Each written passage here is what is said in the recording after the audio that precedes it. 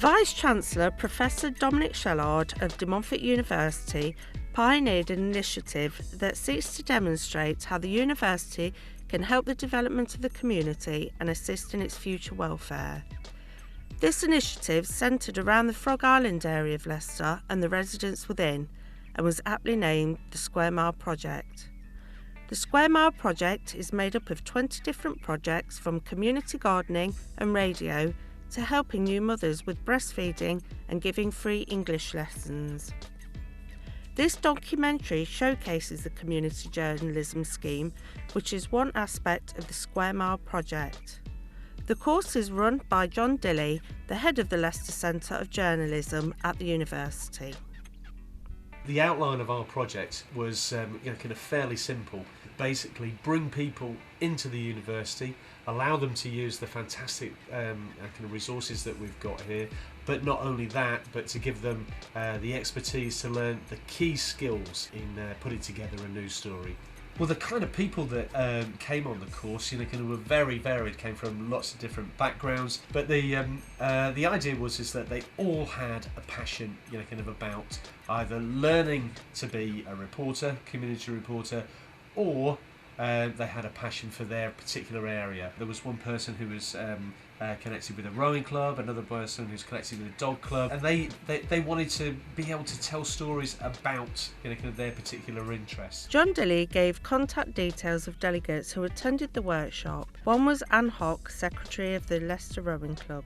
I'm interested in the journalism course because of my involvement in trying to do something about the riverside. The problem with the riverside is that it's been a problem for a very long time, and everybody I talk to about it seems to sigh and say, oh, what can be done?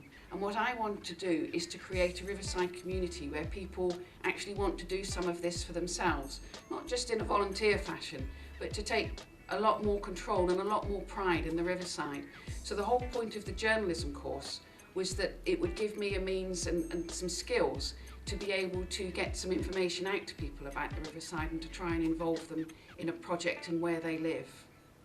Another participant was Christian Jones, Publications Manager at Tudor Rose Publications, Leicester. My name is Christian Jones. I took part in the Square Mile journalism course recently to help with the development of my work, and also to do some community news reporting in the city of Leicester. The course offered a wide range of tutorials within the workshop to help build up the necessary journalism skills.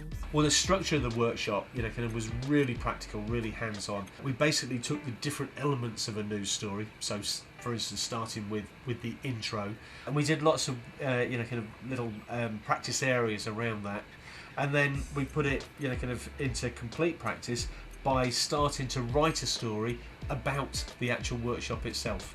They wrote the intro, then we moved on to the next part, kind of the story structure, and then the quotes, and provided, kind of the guys actually provided the quotes themselves. So it was, they ended up actually writing, kind of the whole story about themselves, and then that was actually used in the Leicester Mercury, kind of who we're partnered up with, and also as well into the Square Mile community newsletter as well. I thought it was a really great course and was hugely helpful because it took you through the structures that you have to use to write your pieces and talked about the language and your presentation.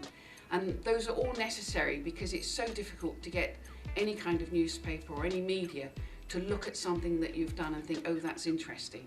And at the end, I certainly felt competent to write my little piece and to send it into the Mercury, which I did and which they covered. So it certainly worked. The Leicester Mercury is Leicestershire's foremost local newspaper, and so is the first stop for any aspiring journalist. Why did you choose that particular story when you were looking at the Square Mile project?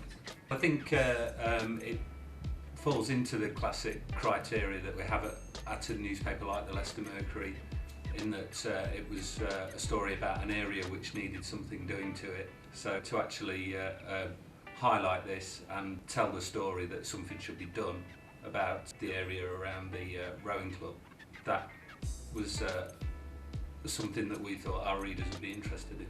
What's the criteria you look for when looking for a good newspaper story? Best criteria for a story is the human interest in it. Always go for people stories, because people are news. Although the workshop was successful and a story with the Leicester Mercury was published, it was not without its pitfalls. However, the organisers were keen to obtain feedback for the improvement of future workshops.